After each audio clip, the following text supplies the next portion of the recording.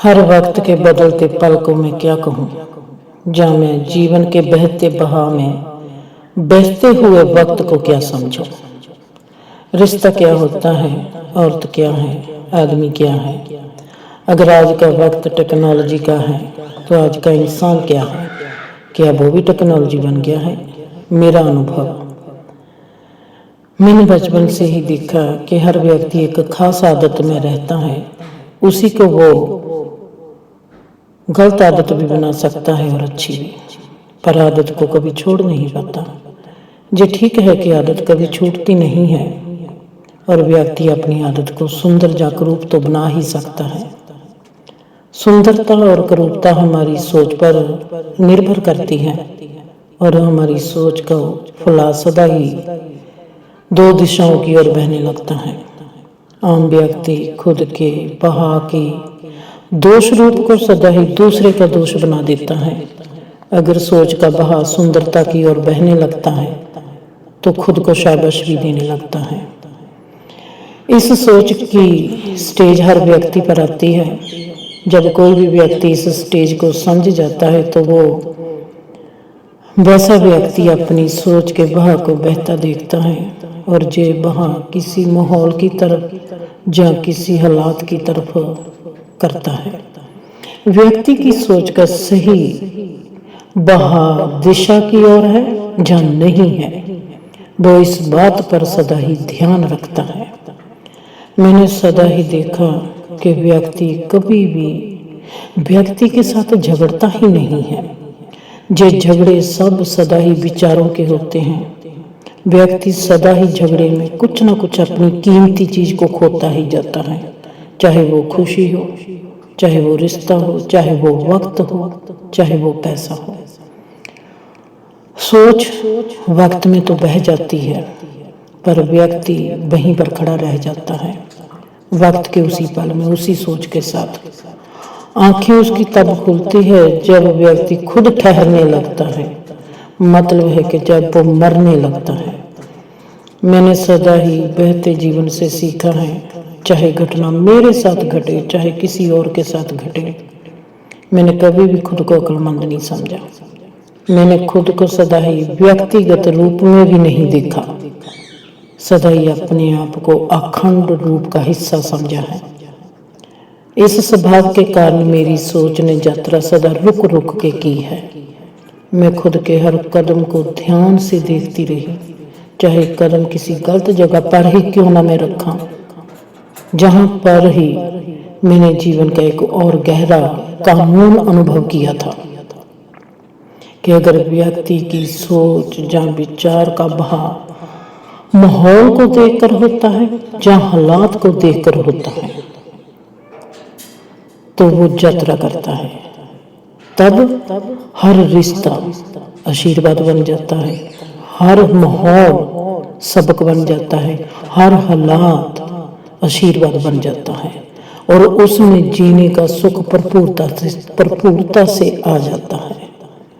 व्यक्ति का स्वभाव क्या है, व्यक्ति की सही फितरत कैसी है। जैसे मैं एग्जाम्पल के तौर पर फिर लेती हूँ आज अपने भाई को। मैंने देखा कि मेरा एक भाई है जो परिवार की देखभाल हम सबसे ज्यादा करता है। वो भाई परिवार के बाहर का व्यक्ति अगर आकर झगड़ता है तो भाई का स्वभाव है कि वो अपने परिवार को बचाएगा। परिवार में कोई भी मेंबर कितना भी गलत हो, उसने उसको बचाना ही बचाना है। ये मेरे उस भाई का स्वभाव था। अगर बाहर का व्यक्ति है तो बाहर के व्यक्ति को दोष देगा और परिवार को बचाएगा। अगर झगड़ा परिवार में होता है तो वो ही मेरा भाई, उसका जो सबसे प्यारा रिश्ता है जिस व्यक्ति से भी, जैसे मेरी माँ से, उसने मेरी माँ को बचाना है। पर अगर झगड़ा उसका अपना किसी के साथ होता है तो वो पहले सदा ही अपने आप को बचाता है। जहां मेरे भाई के स्वभाव की बात करती हूँ, भाई के स्वभाव में है क्रिया करनी, पर क्रिया किस पर करेगा, वहां पर झगड़ने वाला कौन है। वो जो कौन है उसके साथ मेरे भाई का व्यवहार कैसा है, वो उसको पसंद करता है या ना पसंद करता है, उसके साथ उसका लेन देन कैसा है, उसके साथ उसका रिश्ता कैसा है। सदा ही व्यक्ति व्यक्ति पर वार करता है। माहौल या हालात को बिना देखे, बिना समझे वार कर देता है। व्यक्ति को ना ही खुद का पता है, ना ही दूसरे व्यक्ति का पता है कि ये व्यक्ति कैसा है। बस सिर्फ दिखाई देता है कि मेरे दर्द का कारण सिर्फ आगे वाला व्यक्ति है। जितनी ये सोच सच दिखाई देती है, उतनी ही ये सोच गलत है, गलत है, गलत है। मैंने जिंदगी में देखा है कि ये सबसे असली और सही भ्रम है जिसमें व्यक्ति फंसा हुआ है। ये संसार भ्रम नहीं है, संसार कुछ भी नहीं है। संसार है रेनबो की तरह। आदमी का, इंसान का भ्रम है जब वो सोचता है कि जीवन में उसकी सोच और उसका भाव ही सही है, बाकी सब गलत है। मैंने मेरे भाई का स्वभाव जब गहरे से समझ लिया तो मैंने उसके घेरे को छोड़ना अपना फर्ज माना था, क्योंकि मैं उसके परिवार के घेरे की सबसे कमजोर कड़ी थी। कोई भी घटना घटती घर में तो दोष के घेरे में सदा मैंने ही आना था। वो दोष मेरे पर ही लगना था, क्योंकि मैं उस घेरे की, भाई के स्वभाव के घेरे की सबसे कमजोर कड़ी थी। व्यक्ति कोई भी हो, जहां से उसकी बुनियादी जरूरत पूरी होती है, ये समझने वाली बात है। व्यक्ति कोई भी हो, कहीं से भी उसकी बुनियादी जरूरत पूरी होती है, वो सदा उसी की तरफ खड़ा रहेगा। उसके लिए फिर वो बेइंसाफी भी कर डालेगा और अपनी ईमानदारी का भी गला घोंट डालेगा। रिश्ता हो या धर्म, ये बुनियादी जरूरतें इतनी ज्यादा ताकतवर हो जाती है कि वो रिश्ता भी तोड़ सकता है और धर्म को भी अधर्म बना सकता है। सो ऐसी क्रूरता का शिकार मैंने कभी खुद को होने नहीं देना था, क्योंकि मुझे सबसे गहरा सबके जीवन से प्यार था, जिसको मैं समझना चाहती थी और जीना चाहती थी। भाई, आज मुझको जीवन की सुंदरता की ओर ही भेज रहा था और मैं ये जान गई थी कि एक दिन ऐसा आएगा जब यही भाई अकेला रह जाएगा, तो ही तो खुद के दोष को देख पाएगा, क्योंकि दोष देने वाला कोई भी ऑब्जेक्ट बचेगा नहीं तो ये भाई सदा ही दोषी दूसरे को देगा, क्योंकि दोष सदा ही दूसरे पर लगेगा ही लगेगा। क्योंकि जब तक इंसान के पास ऑब्जेक्ट होता है, वो दोष सदा ही दूसरे को देगा ही देगा। रिश्ता तोड़ना नहीं चाहिए, मैं मानती हूँ। रिश्ते को सही जमीन चाहिए ताकि रिश्ता वो पलप सके, बड़ा हो सके, कामयाब हो सके। उस उपजाऊ जमीन का बुझा हुआ कांटा मैंने खुद को माना था और वहां से दूर होना मैंने ठीक समझा था, खुद के लिए भी और अपने भाई के लिए भी। सही जमीन रिश्ते को सिर्फ व्यक्ति की समझ ही दे सकती है, और ये समझ व्यक्ति ने खुद ही खुद को देनी होती है। आंखों को खोल के ही संसार दिखाई देता है, बंद आंखों से तो हम सड़क भी पार नहीं कर पाते। व्यक्ति का निजी जीवन एक ऐसा संसार है जिसमें व्यक्ति रहता है और बहता है। जब कोई भी व्यक्ति ये सोचे कि उसका व्यक्तिगत जीवन किसी दूसरे के कारण तकलीफ में है, तो ये सोच बिल्कुल गलत है। ये स्वभाव, ये एक्शन बिल्कुल भ्रम है, क्योंकि हर व्यक्ति के जींदेपन के भीतर सिर्फ उसकी ही खुद की सोच ही उसके लिए राजनेता का काम करती है और उसका भाव उसके लिए अभिनेता का रोल करता है। अब मैं जहां पर लेती हूँ बात, अगर व्यक्ति ऐसा है तो व्यक्ति में औरत भी आती है और आदमी भी आता है। औरत का सही रूप फिर क्या है? पहले औरत की बात करते हैं। औरत का सही रूप क्या है? कैसी औरत अच्छी औरत होती है और कैसे औरत को खुद के औरतपन में खिलना चाहिए, कैसे वो अपने स्वभाव में महक सकेगी, खिल सकेगी। अगर हम कुदरत की ओर देखेंगे तो औरतपन बहुत गहरापन है, चाहे वो किसी व्यक्ति में है। जरूरी नहीं कि औरत ही औरतपन में होती है, आग बहुत से आदमी भी औरतपन में होते हैं। जे एनर्जी का है, जे ऊर्जा है। जैसे मेरे बापू जी, उनका स्वभाव औरतपन में था, चाहे वो किसी व्यक्ति में है, चाहे किसी जानवर में है, चाहे किसी पक्षी में है। हमने जहां पर ये भी देखना है कि औरत को क्यों दोष लगता है, जिसका ढांचा औरत का होता है उसको दोष लगता है। औरत को क्यों कसूरवार माना जाता है? जैसे जब भी कोई लड़का और लड़की प्रेम में पड़ते हैं और औरत को कसूरवार माना जाता है। क्यों? अगर औरत प्रेग्नेंट होगी, कुंवारी ही, फिर भी औरत को कसूरवार माना जाता है। जो औरत को सहना पड़ता है, आदमी को सहना नहीं पड़ता। क्यों? हमने ये सोचा है कि ये जो बातें हैं, ये समाज की क्रूरता की निशानी है। बिल्कुल भी नहीं। जब भी ये नॉलेज उठती है, जब भी कोई बात शुरू होती है, तो वो स्पिरिचुअल डिमेंशन से आती है, वो परमात्मा की राह से आती है। दो ही अगर एनर्जी है, मेल और फीमेल, फिर फीमेल क्या है, फीमेल एनर्जी का सही स्वभाव कैसा है, क्या है, और औरत को कसूरवार फिर क्यों कहा जाता है? औरत से ही औरत वो खड़ी है जहाँ वो होती है जो गहरेपन में खड़ी होती है। जब किसी भी रूप में कोई भी चीज गहरी हो जाती है, कोई भी रूप हो, चाहे नदी बहती हो, अगर वो नदी का बहाव, नदी का तालब गहरा होगा तो नदी में शोर नहीं होता।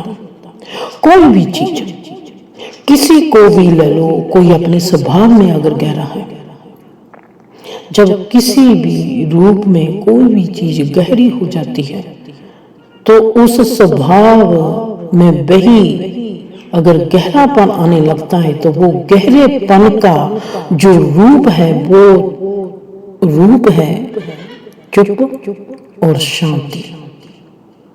गहरापन किसी का भी हो, वो शोर नहीं मचाता। अगर शोर मचाता है तो वहां पर गहरापन है ही नहीं। औरत को गहरापन जाके किसी बाजार से खरीदना नहीं पड़ता, उसके भीतर समाया हुआ है। वो मां बन सकती है। ये क्वालिटी, ये चीज परमात्मा ने औरत को दी है, आदमी को नहीं दी। वो गहरापन औरत में है। औरत को कुदरत में मिला हुआ है, कुदरत से दिया हो गया है, इसलिए औरत को सदा ही दुआ माना है। औरत को ये गहरापन जाके बाजार से खरीदना नहीं पड़ता। जब भी कोई औरत मां बन जाती है, अगर उसके दिल में हर मां के बच्चे के लिए ममता ना जागे, तो वो औरत अभी मांपन की जो समझ होती है वहां से गुजरी नहीं। उसको पता ही नहीं कि मांपन क्या होता है। बच्चा पैदा होना मांपन नहीं होता। मां की उस समझ में से गुजर जाना कि मां क्या होती है, उस समझ में से गुजर जाना मांपन होता है। चाहे वो बच्चा उसकी सास का ही क्यों ना हो। ऋग्वेदों ने सदा औरत को आशीर्वाद दिया है कि 7 पुत्रों की मां हो और 8वां पुत्र तेरा घर वाला हो जाए। इस आशीर्वाद में इतना सुंदर बयान है, मैं किसी दिन फिर करूंगी। ये आशीर्वाद औरत के औरतपन को संपूर्णता प्रदान करता है और औरत को किसी जप तप या संन्यास की जरूरत रहती ही नहीं, क्योंकि जब औरतपन ही उसका रोशन हो गया तो उसी पल तो वो साधका का पल बन गया, जिससे अब औरत का व्यक्तिगत रूप साधिका का लिबास पहन ही लेगा अगर वो गौर से अपनी ओर देखेगी। सब्र मतलब ये है कि औरत का जो कुदरती स्वभाव है, गहरापन है। गहरापन हमारे में कहाँ से आता है? वो आता है सब्र से। औरत का कुदरती स्वभाव का गुण रूप है सब्र। औरत का पहला गुण होना चाहिए सब्र। जब तक किसी भी औरत में सब्र नहीं होता तब तक वो औरत नहीं होती।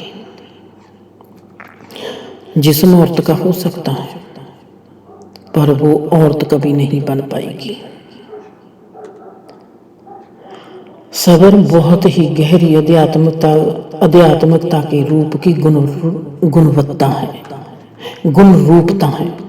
गहरे पानी का बहाव खामोश बहता है, शोर नहीं मचाता। ऐसे ही औरतपन का स्वभाव गहरेपन की गहराई को जब छू जाता है तो उसको संन्यास की जरूरत नहीं रहती, जब तक की जरूरत नहीं रहती। वो अपने आप में ही कुदरती रूप में भीतर ही भीतर एक विशालता के जीवन की ऋषि होने लगती है। ऐसे ही हम आदमी को लेते हैं। आदमी क्या है? आदमी की आदमियत क्या होती है? आदमी को कैसा होना चाहिए? आदमी का स्वभाव कैसा है?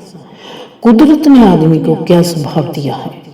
मतलब कि आदमियतता की कुदरती स्वभाव की रीत क्या है? आदमी क्या है? आदमी क्या है? आदमी एक हौसला है, एक दलेरी है, एक हिम्मत है, एक उत्साह है। सबसे बड़ा कि वो सिर्फ प्रतिक्रिया है, क्रिया नहीं, प्रतिक्रिया है।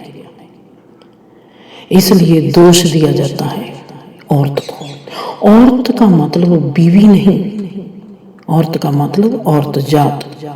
चाहे वो माँ है, चाहे वो बहन है, चाहे वो बेटी है, चाहे वो बीवी है।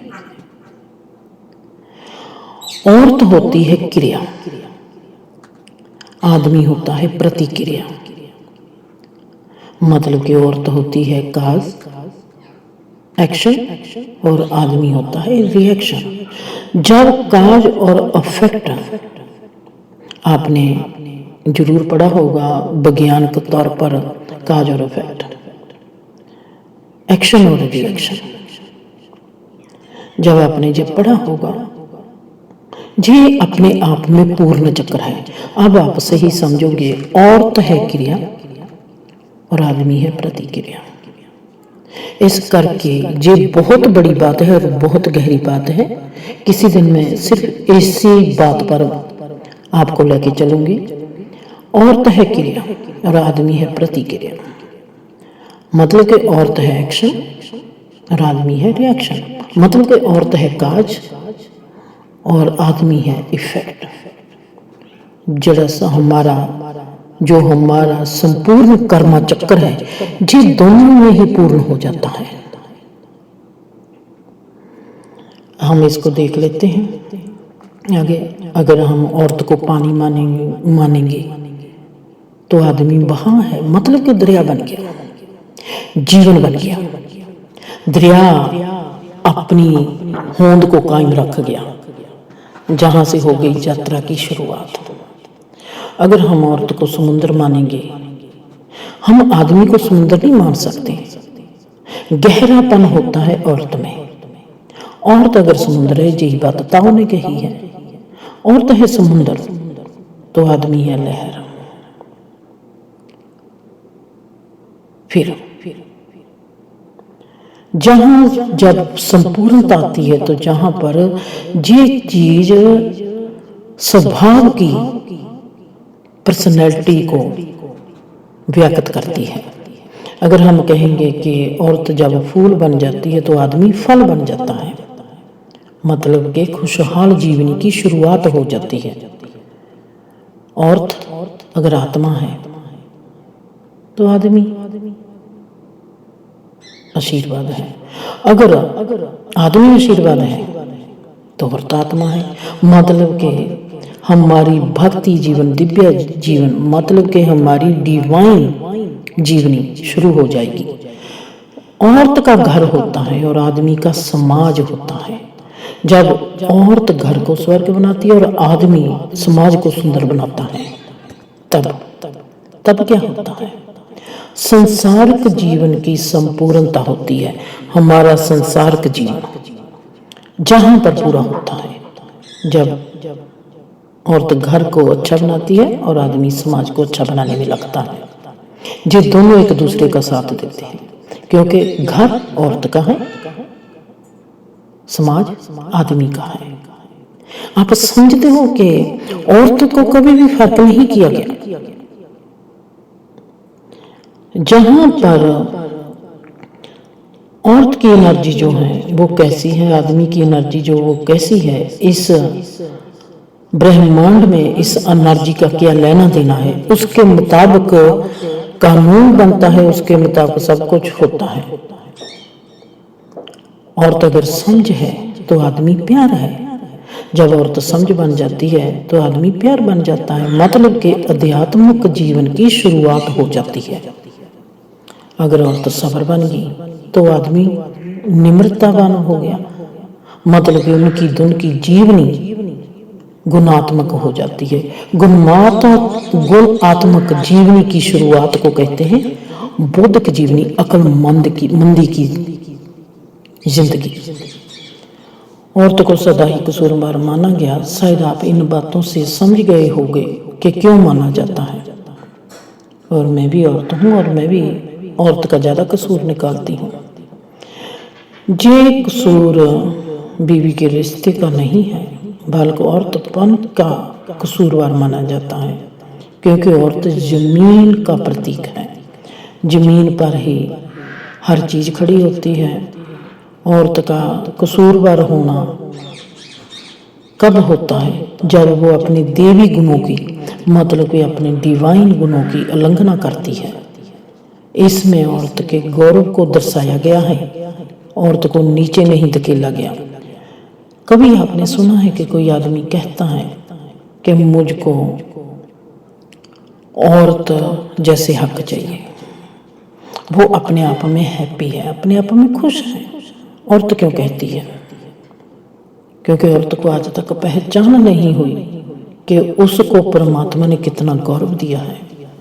वो गौरव आदमी को नहीं मिला। जितने भी ऋषि मुनि होंगे, जितने भी, वो सदा ही कोई भी बात होगी, समाज में कुछ भी होता है, जब हम औरत का कसूर निकालते हैं, उसके पीछे की जो वजह है वो भी फर्क की वजह नहीं है। समाज में तो हम कितना भी, कोई भी कहते हैं लड़ाई का क्या बधाना है और लस्सी का क्या बधाना है, जितनी बढ़ाते जाओगे उतने बढ़ती जाएगी, जितनी बढ़ाओगे उतने बढ़ती जाएगी, जितना पानी डालोगे उतना चलता जाएगा। कोई भी टॉपिक ले लो, उस टॉपिक का अंत ही नहीं आएगा। लड़ाई का अंत नहीं, सुंदरता का अंत नहीं, रब की कायनात का अंत नहीं, किसी भी चीज का अंत है ही नहीं। जो भी कानून बनता है उसको देखना चाहिए कि ये कानून क्यों बना है। कोई भी आदमी या कोई भी औरत ये कैसे सोच सकती है, मेरी समझ में भी ये नहीं आता कि जब ये दोष लगाते हैं कि किसी ऋषि ने, किसी पैगंबर ने, किसी मुनि ने, किसी संत ने ये बात कही है, ये कैसे कह सकते हैं? कोई भी ऋषि मुनि परमात्मा की बनाई हुई चीज को कैसे नीचा दिखा सकता है? ये कभी होगा नहीं, होता नहीं। अगर औरत पॉजिटिव ऊर्जा है, सकारात्मक ऊर्जा है, तो आदमी नकारात्मक ऊर्जा है। इन दोनों से औरे का ढांचा बनता है और उस ढांचे को क्या कहते हैं? स्पेस बनती है। अगर ये बात एक पेड़ के लिए ठीक मानते हैं हम कि अगर पेड़ अच्छी किस्म का होगा तो फल अच्छा लगेगा। अगर हम ये भी कहते हैं कि जमीन की जो मिट्टी है अगर वो उपजाऊ मिट्टी होगी तो फल में जो रासायनिक तत्व होंगे वो गजब के होंगे। अगर हम ये भी सोचते हैं कि मौसम अगर अनुकूल होगा तो फल का स्वाद बहुत बढ़िया होगा और महक भी बहुत गहरी होगी और वातावरण को खुशहाल करेगी। हर व्यक्ति का जीवन घर से शुरू होता है। घर होती है जड़, घर की संभाल करती है औरत। आदमी कभी संभाल नहीं कर पाएगा। घर में सुख और शांति होगी तो आदमी हिम्मत और दिलेरी से समाज में जाके अपना फर्ज संपूर्ण करेगा। अगर ये बात एक पेड़ के लिए ठीक मानते हैं तो अगर पेड़ अच्छी किस्म का है तो फल अच्छा लगेगा ही। जब घर बार सुख और शांति का स्रोत बन जाता है तो वहीं पर धर्म का जन्म होता है। धर्म का जन्म मतलब कि घर एक मंदिर बन गया। जब घर ही मंदिर बन गया, घर ही धर्म की जगह हो गई, तो रहने वाले खुद ब खुद ही आध्यात्मिक यात्रा में चले जाएंगे। वहां पर ही उनकी आध्यात्मिक यात्रा का शुभ आरंभ मतलब कि शुभ मुहूर्त हो जाएगा। यही कुदरती जीना है और यही असली और सही जीवन जीने की जांच है। क्योंकि हमारे जीने में कुछ भी हमको फालतू नहीं मिला हुआ। रिश्ते भी फालतू नहीं है, सोच भी फालतू नहीं है, व्यवहार भी फालतू नहीं है, भाव भी फालतू नहीं है, कुछ भी फालतू नहीं है। ये सब कुछ हमारे फेरे के लिए ही हमको मिला है। आखिर मैं कहती हूँ सदा ही याद रखना, पक्षी उड़ना किसी से सीखने नहीं जाते, उनको खुद ब खुद उड़ना आ जाता है। जहां पर आप याद कर सकते हो अष्टावक्र को, जब वो राजा जनक को कहते हैं कि राजा जनक तू तो खुद में ही ज्ञानवान है। हर इंसान ज्ञानवान है, उनके साथ ज्ञान है। इंसान खुद में ज्ञानवान है, जीवन खुद में ज्ञानवान है, जो ब्रह्मांड खुद में ज्ञानवान है।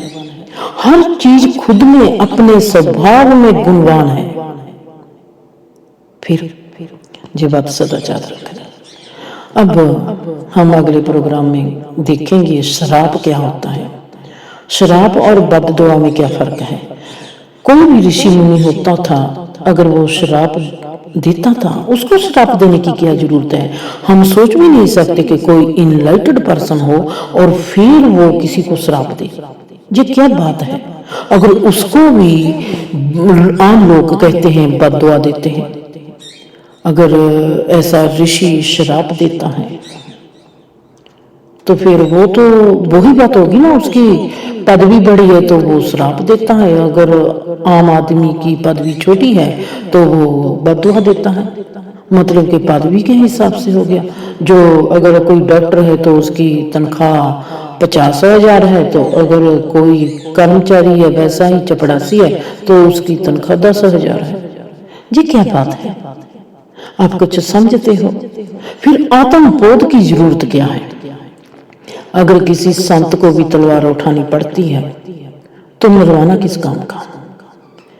मेरे लिए सबसे गहरी बात यह है, मैं किसी ऋषि या किसी मुनि या किसी संत पर तो बात नहीं करूंगी, मैं करूंगी औरत पर बात। जब औरत मां बन जाती है तो वो गाली कैसे दे सकती है। वो अपने बच्चे के लिए आशीर्वाद क्यों नहीं लाती कि सब उसके बच्चे को आशीर्वाद दे। ऐसा औरतपन में मां का एहसास क्यों पैदा नहीं होता कि आज से मैं कभी किसी को गाली नहीं दूंगी, शायद वो मेरे बच्चे को ना लगे। क्योंकि हमारी सोच सही है, हम ही सही है, हमारी सोच सही है, हमारा भाव सही है, हम कभी गलत नहीं हो सकते। जब तक हमारे में ये होगा हमारा जीवन कभी भी सुखी नहीं होगा। मेरे को है कि जब औरत मां बन जाती है वो कभी भी अपनी जुबान पर गाली ना लाए, कभी भी किसी के लिए बद्दुआ ना बने। अगर उसने देखना है कि मेरा बच्चा जीवन में, इस जिंदगी में, इस संसार में, जिस यात्रा में वो आया है, उसका जीवन वो शांतिपूर्वक और खुशहाल जीवन हो। खुश रहो।